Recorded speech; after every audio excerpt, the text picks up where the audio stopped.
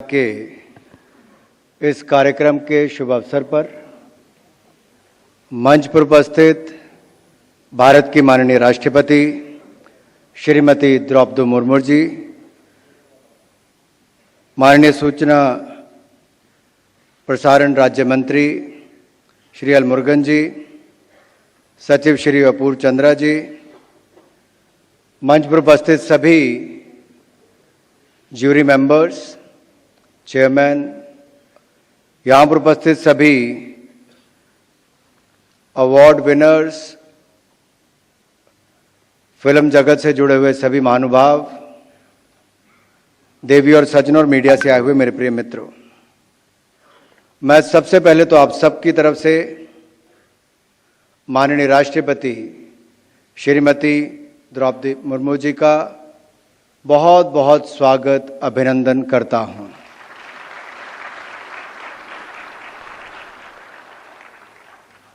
इनका आना और इनके हाथों से आपको नेशनल फिल्म अवार्ड मिलना एक बहुत गर्व की बात है, क्योंकि जिस पृष्ठभूमि से माननीय राष्ट्रपति जी आई, छोटे से गांव से जहां से सड़क तक का रास्ता भी, शहर तक का रास्ते के लिए सड़क तक नहीं थी, फासला लंबा दिखता था, लेकिन ये भारत के लोकतंत्र की ताकत है कि वहां से चल के अपनी खूबियों, अपनी उपलब्धियों के बल पर आज राष्ट्र में सर्वोच्च स्थान पर पहुंची हैं कोई और नहीं, माननीय राष्ट्रपति जी। और देश की करोड़ों महिलाओं को वो प्रेरित भी करती हैं, और उन सबको भी एक ऐसा अवसर लगता है कि कोई भी इस देश में जिसमें क्षमता है कुछ कर दिखाने की, किसी भी स्तर तक पहुंच सकते हैं। मैं एक बार फिर माननीय राष्ट्रपति जी हम सबकी ओर से आपका बहुत बहुत धन्यवाद करता हूं। हम सब के लिए बेहद गर्व का क्षण है, क्योंकि हम यहाँ उन विशिष्ट प्रतिभाओं के लिए और उनकी उत्कृष्ट उपलब्धियों पर आज उनको राष्ट्रीय फिल्म पुरस्कार मिल रहा है, जिन्होंने सिल्वर स्क्रीन पर पिछले कई वर्षों में धूम मचाई है। और आज तो उनको अवार्ड मिल रहा है जो कोविड के समय भी, जब देश और दुनिया के सामने संकट था, ये बहुत मुश्किल लगता था कौन बच पाएगा कौन नहीं बच पाएगा, बहुत सारे लोग तनाव और दबाव में जी रहे थे। उस समय हमारी फिल्म इंडस्ट्री के इन महान कलाकारों ने मनोरंजन भी किया, और आपको और देश के तरफ से मैं उनका धन्यवाद करना चाहता हूं। आज दुनिया भर में देखिए इतने ज्यादा केसेस हैं उस समय से लेके अब तक, जो मेंटल हेल्थ इश्यूज को लेके लोग चिंतित हैं। और मैं देखता हूं उस समय भी हमारे सामने भी समस्या थी, कहां कैमरामैन जाएगा, कोविड प्रोटोकॉल कौन फॉलो करेगा, क्या होगा। लेकिन एक नहीं अनेक फिल्में ऐसी आई, एक दो का उल्लेख मैं यहां पर जरूर करना चाहूंगा, क्योंकि आजादी का 75वां महोत्सव, आजादी का अमृत महोत्सव हम मना रहे हैं। 75 वर्ष आजादी के हुए थे, और उस समय सरदार उधम जैसी फिल्म का आना अपने आप में बताता है कि 75 वर्षों के बाद भी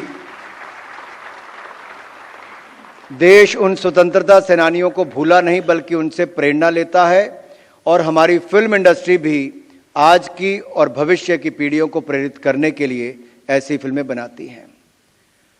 आज देश और दुनिया में भारत की नई धूम दिखती है, नए भारत की बुलंद तस्वीर दिखती है। एक और G20 का सफल अध्यक्षता हो, तो दूसरी ओर चंद्रयान मिशन की सफलता हो। यह नए भारत की बुलंद तस्वीर है। लेकिन चंद्रयान मिशन के पीछे जिन वैज्ञानिकों का हाथ है, उनमें से एक किरदार जिन्होंने बहुत वर्ष पहले न जाने कितनी यातनाएं सहते हुए, क्या क्या सहकर फिर भी लगे रहे। माधवन जी यहां बैठे हैं। रॉकेटरी फिल्म जो बनाई गई वो ऐसे ही महानुभाव के बारे में। और मैं तो ये कहूंगा, ये हम जब कांस फिल्म फेस्टिवल के लिए भी हमने शॉर्टलिस्ट इस फिल्म को किया था और वहां वर्ल्ड प्रीमियर करने गए, एक मिनट के लिए ना कोई बोला ना उठा, लगातार उस फिल्म के समय बैठा रहा। तो किसी के जीवन से कौन कितना प्रभावित हो सकता है, कितने अच्छे तरीके से आप लिख सकते हो, उसमें देखने को मिला। मैं ज्यादा लंबा समय इस पे नहीं लूंगा, इतना ही कहूंगा, अगर आपके कंटेंट अच्छा है तो आज कुछ भी रीजनल नहीं है। It's go from regional to national to international very soon. And prime minister Narendra Modi is very vocal about the local, whether it is the local products or the local films or the regional content. And we have seen the regional films doing extremely well at the international level. Whether it is from south or any other part of the country, there is nothing north, east, west or south.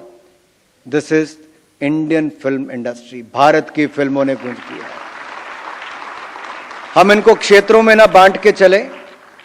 जब हम इनको क्षेत्रों में बांटते हैं तो शायद मुश्किल हो जाती है।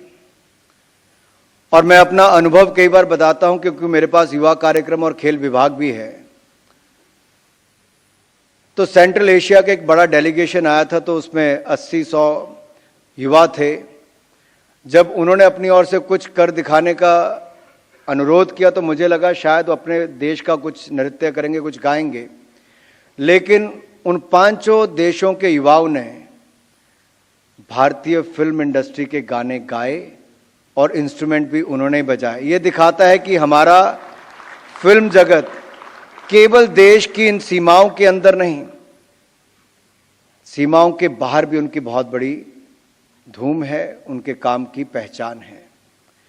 ऐसे ही पहचान अपनी सुंदरता और अपने उत्कृष्ट अभिनय के लिए कई दशकों तक भारतीय सिनेमा, जिन्होंने बहुत शानदार अपना योगदान सिल्वर स्क्रीन पर दिया है, आज उनको दादा साहब फाल्के अवार्ड, गाइड, प्यासा से लेकर न जाने कितनी फिल्में उन्होंने बनाई। वहीदा जी, आपको पूरे देश की ओर से बहुत बहुत बधाई। दादा साहब फाल्के अवार्ड के अवसर पर बहुत बहुत बधाई।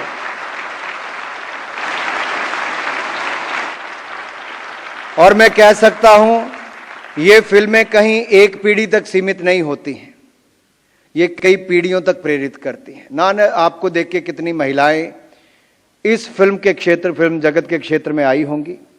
और आज जब माननीय राष्ट्रपति महोदय यहां पर हैं, तो मैं इतना जरूर कहना चाहता हूं, फिल्म इंडस्ट्री से जुड़ी हुई जितनी भी महिलाओं को आज सम्मानित किया जा रहा है, उनके काम के लिए उनको मैं दिल की गहराइयों से विशेष तौर पर बधाई देना चाहता हूं। आपने शानदार काम किया है और आगे भी आप प्रेरित करते रहेंगे। 30 भाषाओं में 438 से ज्यादा फिल्में आने पर और सूचीबद्ध भाषाओं में भी 13 भाषाओं की फिल्में शामिल थी। ये जूरी के लिए बहुत मुश्किल काम होता है। When I was the selector for the junior cricket teams with the BCCI way back, तो सबसे बड़ा मुश्किल होती थी, एक तरफ एक खिलाड़ी ने रन बड़े बनाए होते थे, दूसरी तरफ एक खिलाड़ी ने किसी बहुत मुश्किल परिस्थितियों में बहुत अच्छा किया होता था। तो लगता था किसको चुने, बहुत ज्यादा रन करने वाले को या कठिन परिस्थितियों में एक बड़ी टीम के खिलाफ रन बनाए वाले। तो वही मुश्किल कहीं ना कहीं फिल्म वालों के सामने होती है। किसी ने बहुत बड़ा बिजनेस किया होता है, लेकिन किसी फिल्म ने बहुत बड़ा एक ऐसी छाप, अमिट छाप छोड़ी होती है।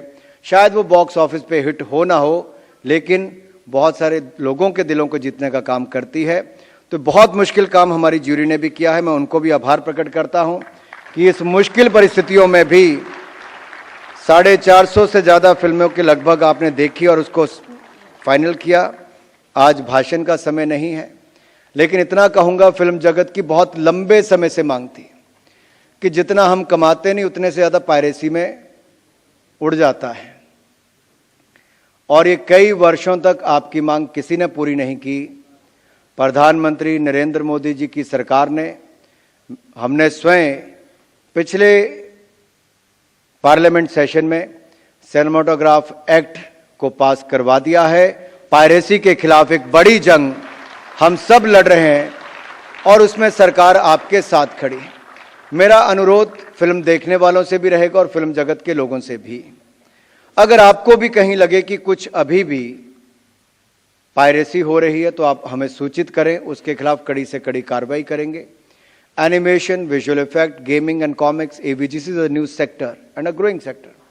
And we know there's a huge potential for that. We are coming out with a policy on that also and a lot of programs.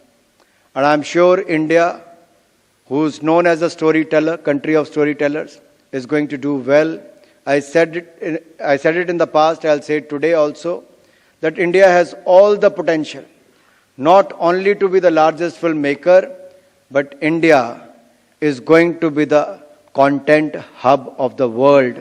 Whether it is for the filmmaking or for the post-production, India has all the potential, from the manpower, from the technicians to the software, and to the best of the best directors, producers and artist. Thank you once again. और एक बार फिर आप सबकी ओर से सभी award winners को बहुत बहुत बधाई और माननीय राष्ट्रपति जी का बहुत बहुत धन्यवाद. जय हिंद, जय भारत.